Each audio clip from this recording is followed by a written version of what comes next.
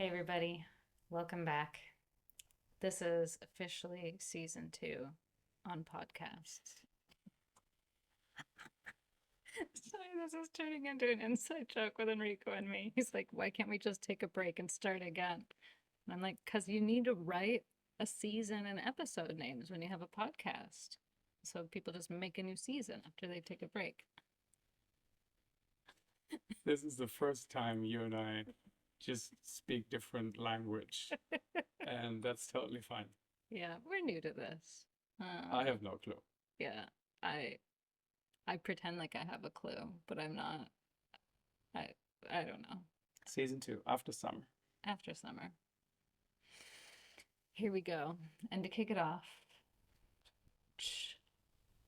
we're talking about intimacy, a deep and vulnerable topic.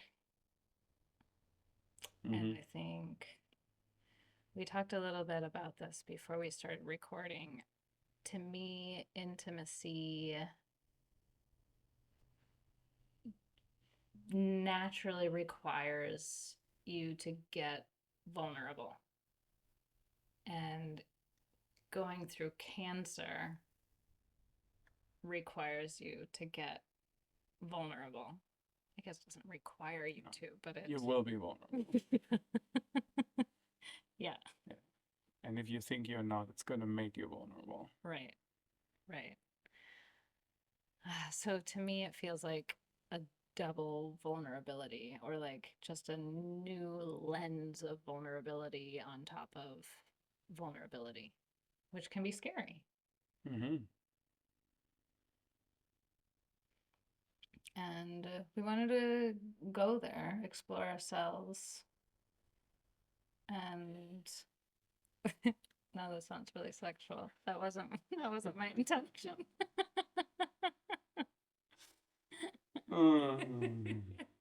Good one.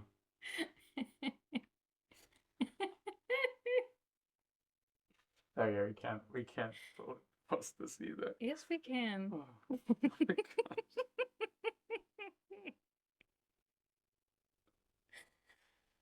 Let's talk about intimacy, my love. Hmm.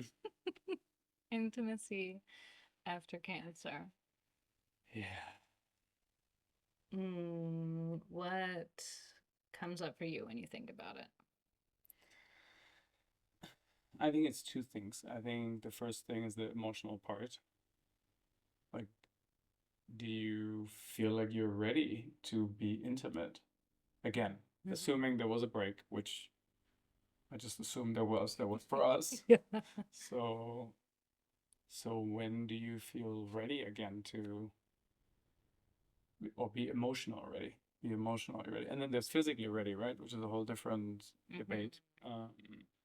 And that can be longer and shorter depending on treatment and therapy and whatnot. Um, but I think the emotional side is relevant. And and in my case, it was testicular cancer. So there is intimacy is connected in a Sexual in a, intimacy, and physical physical intimacy intimacy. and sexual intimacy is connected to it in a way, right? And fertility and other things Mm-hmm. that that might be relevant at that point. So there is like an emotional barrier to overcome Mm-hmm. and trust, I guess. Mm-hmm. Trust in your body Yeah. and your emotional state that Yeah. you can open up again Mm-hmm. Yeah. and be intimate. I agree. And it took a little bit, Yeah. I don't remember how long it took, but you know, for either of our cases, but more than a couple weeks. for sure. Oh, for sure. Yeah, yeah. I mean, I had staples in my groin for like a couple of weeks. Yeah. So, Yeah. And that said, I remember then once those were removed and everything was okay and we were given the physical all clear, hmm. I still felt very afraid of hurting you physically. Hmm. like just especially in that scar area. Yeah. And yeah, I think just the scar itself brought up a lot of fear, Mm-hmm. maybe for both of us, and memories. And then, so, when you see it or touch it, it can bring some of those things up again. Yeah, I think especially if, you know, if there's a scar or the cancer is related to body parts that relate to intimacy, then Mm-hmm. it can be even more in your face, right? Absolutely. So Yeah. Losing a breast. yeah, it's very visible. Mm-hmm. Mm-hmm. So that might play a role where mine was slightly different than yours, Yeah. right? Yeah. You have what, 5 scars, but they're laparoscopic, so they're very small and they're Mm-hmm. not at least directly in an area. Mm-mm. They're all in my abdomen. Yeah. No, that's for sure. I think it's important. I think the important part is also just talk about it Mm. and don't assume. Yeah. And I think that's relevant that if maybe, well, regardless of who, but if one is more ready than the other, then like that could feel like rejection and might not be rejection at all, Yeah. right? It's just fear. Yeah. And that's probably like one of the key learnings in general is just good communication and like Yeah. be open about how you feel and what excites you, maybe not so much Mm-hmm. about getting intimate. Yeah.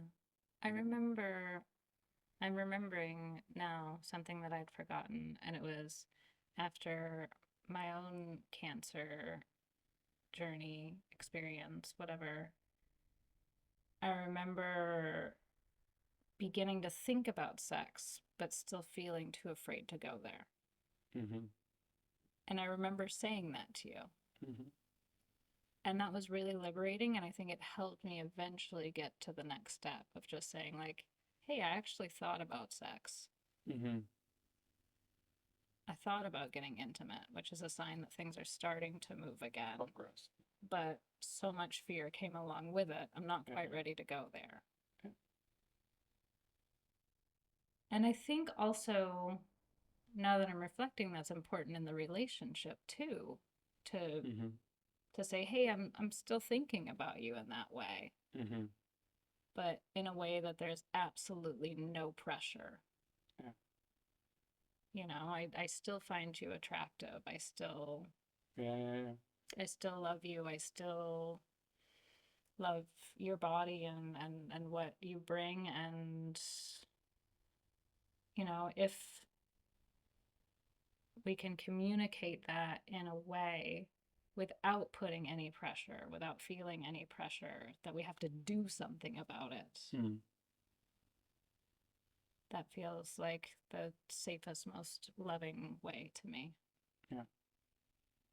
Yeah, and I think it's relevant also because like intimacy is a way to say I love you, right? It is a way of saying I care. Mm-hmm. So that's why if it's perceived as pressure or whatever, then it might backfire both ways. Yeah.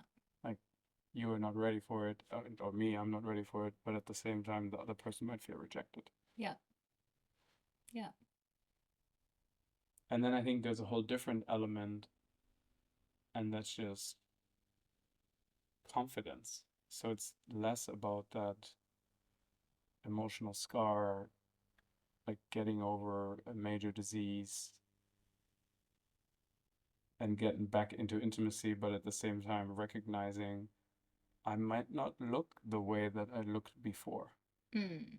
And I might not feel about myself the same way I felt about myself before. Yeah.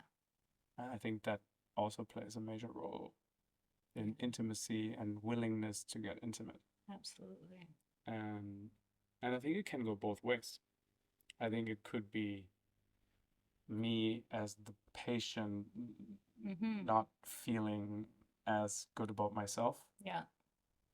or it could actually be me as the partner looking at you and thinking like, oh, Mm-hmm. like I love you with all my heart, and when I see this giant scar, it's like it Brings up too it, much. it scares me. Yeah, Yeah. yeah, exactly. Yeah. And I think of a friend of mine who had lung cancer.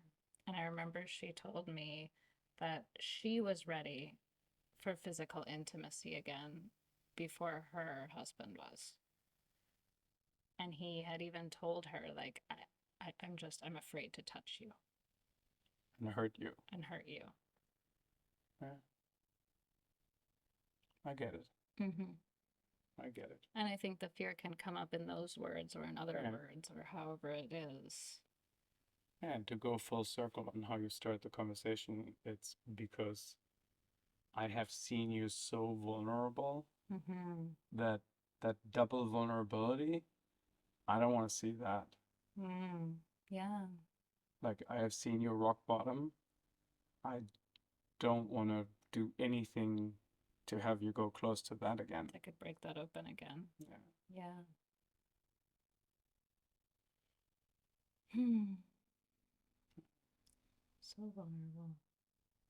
Tough topic.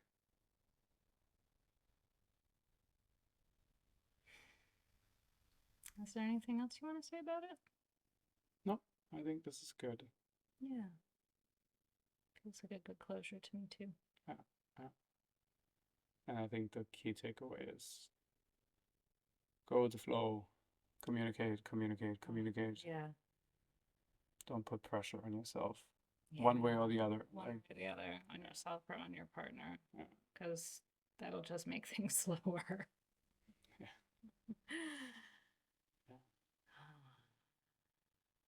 yeah. Yeah. Thanks, my love. Thank you.